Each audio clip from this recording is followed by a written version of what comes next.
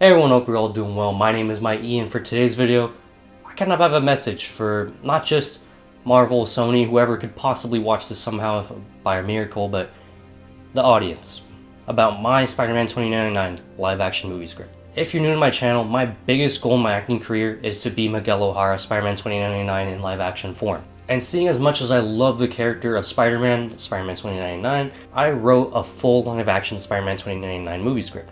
Now you can check out the past video I made about that if you want, but I'm gonna give a little bit more of a, this is like a part 2 to that video. This is sort of my message to like the producers and whatnot, the people who work at Sony or Marvel. Let me start off by analyzing a little bit the Sony Marvel universe. If you liked any of the Sony Marvel movies or you worked on them, that is awesome. I'm not trying to knock anyone, I'm trying to be as respectful as possible. This is just my personal opinion on the universe. This universe maybe didn't really pan out because some of these movies that were, based on Spider-Man villains, these were movies that were made because people were kind of ordered to, I believe. To my knowledge, I don't think people really came up and said, hey, I wrote this movie for Craven, let's make it, and they're like, oh yeah, this is a great idea, let's do it. I think this was more of a planned out thing and movies that were ordered, rather than people wanting to write this movie. Again, I'm not knocking any writers or anything like that, this is just my personal viewpoint of why maybe it lost a little bit of spark that Marvel movies can have, or superhero movies can have in general. Spider-Man movies are full of like that heart and soul, and I think my Spider-Man 29 movie could be just that, because I wasn't ordered by someone to write this movie, it was a movie that I wanted to write because I love the character and I love Spider-Man.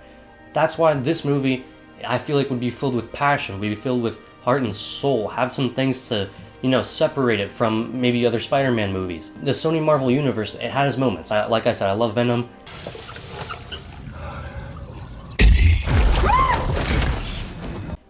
I don't really think I was ever hyped to see a Craven the Hunter movie, or a Morbius movie. No, it's Morbid time. It was never really something that majority of moviegoers were really thinking about as well. So I think when you take a hero instead, like Spider-Man, people love Spider-Man. You take Spider-Man 2099, someone who's been getting more attention recently after Across the Spider-Verse. You take a character that people can get into, like that, like a protagonist, that is something that people would want to go watch. Hopefully I don't speak for myself, but I think people would definitely be interested in a Spider-Man 2099 movie if it is done correctly, of course. And the way I say correctly is, not straying away too much from the comic. I took heavy inspiration from the comic. Yes, there are some changes. Some of them can be considered major, but still the core value of Spider-Man is there. Spider-Man in the year 2099, Miguel O'Hara, spider powers, characters like Dana DeAngelo, Tyler Stone, Venture, Gabriel O'Hara. There's so many characters that I took right from the comic. And like I said, I wrote this movie because I wanted to.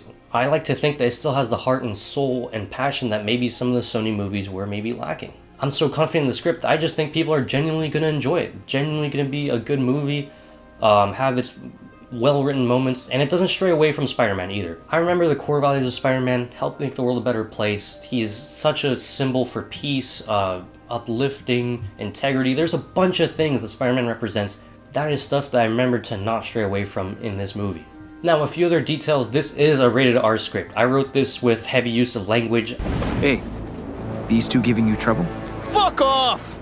I got this. Swearing doesn't make you cool. Violence and the action scenes and all that stuff. So this is definitely, it definitely still has its way of setting it apart from most Spider-Man movies. So it's not just, oh, this is Spider-Man, but different name, right? No, this guy also has his differences while still having the core values of Spider-Man. Like I said time and time again, heart and soul in the script, because I really wanted to write this. This took me a long time too. I explained the amount of time it took me in my last video because it wasn't like a set amount of time. There was like me processing, wanting to write this movie and actually sitting down and writing it. I even did rewrites recently, so there was a lot of stuff. And by rewrites, I mean I just went to tweak a few dialogue things here and there. Nothing major. Yeah, Spider-Man 2099. Let's maybe someday get this done. I gotta go now because I'm gonna go watch Fantastic Four. I watched Superman like 2 weeks ago and it was awesome. Hoping Fantastic Four is gonna be just as good.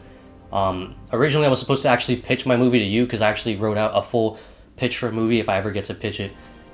Only to realize there's a lot of spoilers, and then I got sidetracked. I haven't uploaded in a while because been some medical stuff going on in the family, and I don't want to get into that right now, but got a little bit sidetracked. Hopefully getting back to the consistent uploads again another 3 weeks, I'd like to drop another video. I'll probably be talking about the superhero movies I watched this year. So, you know, Thunderbolts, Captain America, Superman, and right after this, Fantastic Four. So, but yeah, I stray away from the topic. Thank you for your time. Work hard. Be mighty.